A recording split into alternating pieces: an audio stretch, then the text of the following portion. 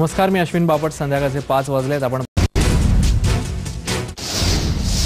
शिवसेनेच्या युवा सेनेचे अध्यक्ष आदित्य ठाकरे यांनी आज केंद्रीय रेल्वे मंत्री ममता बॅनर्जी यांची भेट घेतली. सर्व रेल्वे गाड्यांमध्ये विद्यार्थ्यांसाठी राखीव डबे असावेत, तसंच ज्येष्ठ नागरिकांसाठीही स्वतंत्र डबे असावे अशी मागणी आदित्य ठाकरेंनी यावेळी रेल्वे मंत्र्यांकडे सादर केली. विद्यार्थ्यांसाठी 6 दिवस आणि 12 तासांसाठी तसंच ज्येष्ठांना आठवड्याचे 7 दिवस 24 तास हे डबे राखीव असावेत.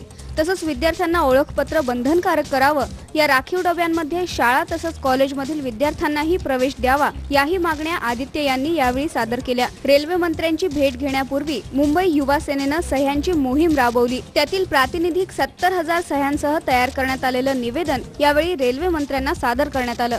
सगळ्या लोकल्स आणि मेट्रोज मध्ये देशभरात विद्यार्थी वॅगन 2 कंपार्टमेंट्स विद्यार्थ्यांसाठी रिझर्व करावे रश आवर्स मध्ये, आणि जे गोल्डन सिटीजन्स आहेत 60+ त्यांच्यासाठी सगळ्या नॅशनल ट्रेन्स मध्ये 2 कंपार्टमेंट्स रिझर्व व्हावे.